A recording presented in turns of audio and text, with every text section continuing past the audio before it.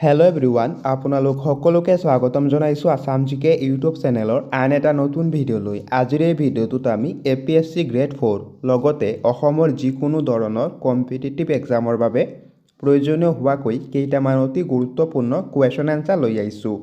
গতিকে ভিডিঅ'টো স্কিপ নকৰি সম্পূৰ্ণলৈকে চাব আৰু আপোনালোকে কিমানটা কুৱেশ্যন শুদ্ধ কৰিব পাৰিছে কমেণ্ট বক্সত জনাব। তেনেহ'লে বলকচোন আজিৰ এই ভিডিঅ'টো আৰম্ভ কৰোঁ। আজিৰ আমাৰ ফাৰ্ষ্ট কুৱেশ্যনটো সুধিছে, শ্ৰীমন্ত শংকৰদেৱে ৰচনা কৰা প্ৰথম নাটকখনৰ নাম কি? ইয়াত অপশ্যন 4টা দিয়া আছে। এই 4টা অপশ্যনৰ ভিতৰত ইয়াৰ ৰাইট এনচাৰটো হৈছে অপশ্যন এ চিহ্নযাত্ৰা। শ্ৰীমন্ত শংকৰদেৱে ৰচনা কৰা প্ৰথম নাটকখনৰ নাম হৈছে চিহ্নযাত্ৰা। নেক্সট কুৱেশ্যন, ভাৰতৰ আটাইতকৈ বেছি জনসংখ্যা থকা ৰাজ্য কোনখন? ইয়াত অপশ্যন 4টা দিয়া আছে। এই 4টা অপশ্যনৰ ভিতৰত ইয়াৰ ৰাইট এনচাৰটো হৈছে অপশ্যন বি উত্তৰ প্ৰদেশ। ভাৰতৰ আটাইতকৈ বেছি জনসংখ্যা থকা ৰাজ্যখনৰ নাম হৈছে উত্তৰ প্ৰদেশ। নেক্সট কুৱেশ্যন, জোনাকী কাকতখন কোন চনত প্ৰকাশ পাইছিল? তলত দিয়া অপশ্যন 4টাৰ ভিতৰত ইয়াৰ ৰাইট এনচাৰটো হৈছে অপশ্যন বি 1889 চনত। জোনাকী কাকতখন 1889 চনত প্ৰকাশ পাইছিল।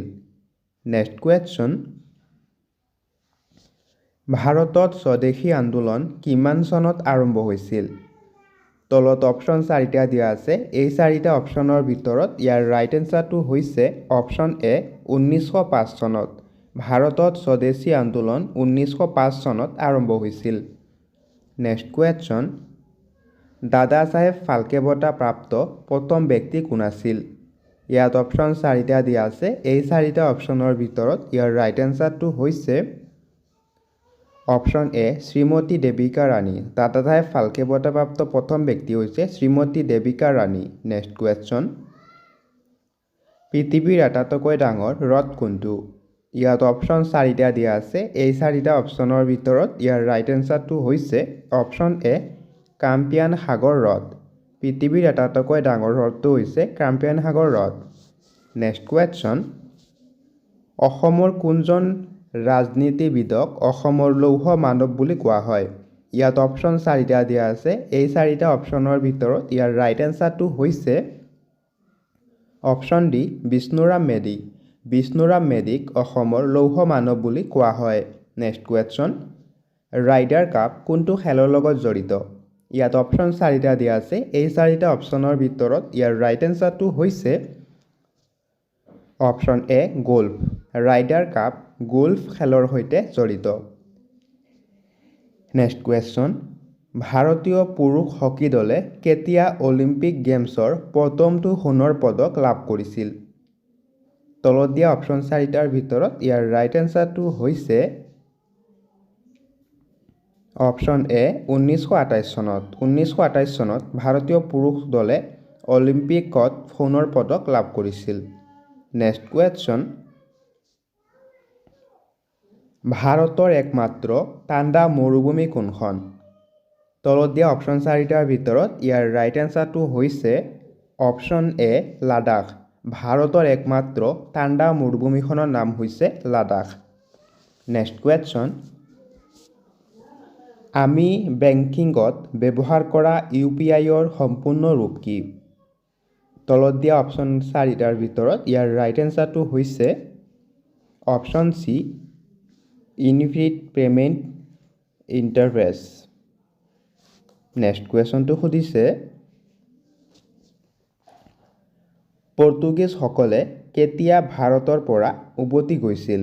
ইয়াত অপশ্যন 4টা দিয়া আছে। এই 4টা অপশ্যনৰ ভিতৰত ইয়াৰ ৰাইট এনচাৰটো হৈছে অপশ্যন এ 19 ডিচেম্বৰ 1961 চনত। নেক্সট কুৱেশ্যনটো সুধিছে, বিশ্ব অৰ্থনৈতিক মঞ্চৰ মুখ্য কাৰ্যালয় ক'ত অৱস্থিত? তলত 4টা অপশ্যন দিয়া আছে। এই 4টা অপশ্যনৰ ভিতৰত ইয়াৰ ৰাইট এনচাৰটো হৈছে অপশ্যন চি কলনী ছুইজাৰলেণ্ড। ছুইজাৰলেণ্ডৰ কলনীত বিশ্ব অৰ্থনৈতিক মঞ্চৰ মুখ্য কাৰ্যালয় অৱস্থিত। নেক্সট কুৱেশ্যন, ভাৰতীয় ষ্টেট বেংক কেতিয়া প্ৰতিষ্ঠা কৰা হৈছিল?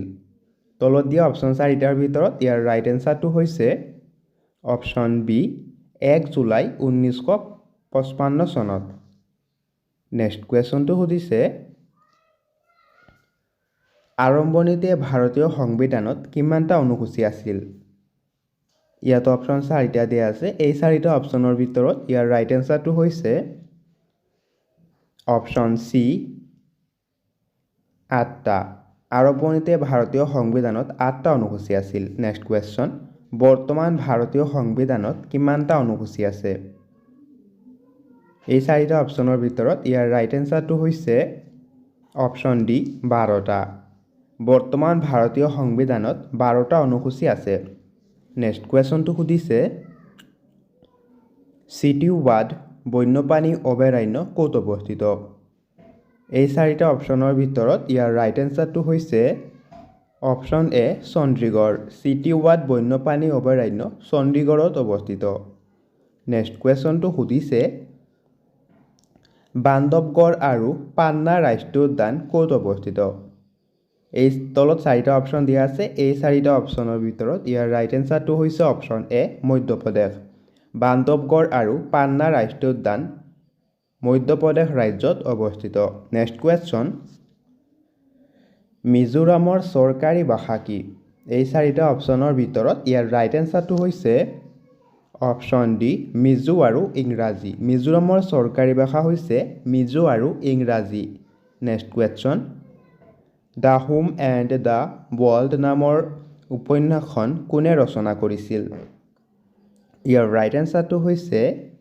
Option A Rabindranath Thakur the home and the world নামৰ উপন্যাসখন ৰবীন্দ্ৰনাথ ঠাকুৰে লিখিছিল নেক্সট কুৱেশ্যন আংগামী নামৰ জনজাতিটো ক'ত পোৱা যায় এই 4টা অপশ্যনৰ ভিতৰত ইয়াৰ ৰাইট এনসাৰটো হৈছে অপশ্যন এ নাগালেণ্ড আংগামী নামৰ জনজাতিটো নাগালেণ্ডত পোৱা যায় নেক্সট কুৱেশ্যন আন্দামান সাগৰ আৰু দক্ষিণ চীন সাগৰৰ মাজত কোনটো জলদ্বীপ অৱস্থিত এই তলত 4টা অপশ্যন দিয়া আছে এই 4টা অপশ্যনৰ ভিতৰত ইয়াৰ ৰাইট এনসাৰটো হৈছে অপশ্যন বি মালাকা জলদ্বীপ আন্দামান সাগৰ আৰু দক্ষিণ চীন সাগৰৰ মাজত মালাকা জলদ্বীপ অৱস্থিত নেক্সট কুৱেশ্যন হিমালয়ৰ আটাইতকৈ পূবত থকা শৃংগটোৰ নাম কি ইয়াত 4টা অপশ্যন দিয়া আছে এই 4টা অপশ্যনৰ ভিতৰত ইয়াৰ ৰাইট এনসাৰটো হৈছে অপশ্যন এ নামচা বৰবা নেক্সট কুৱেশ্যনটো সুধিছে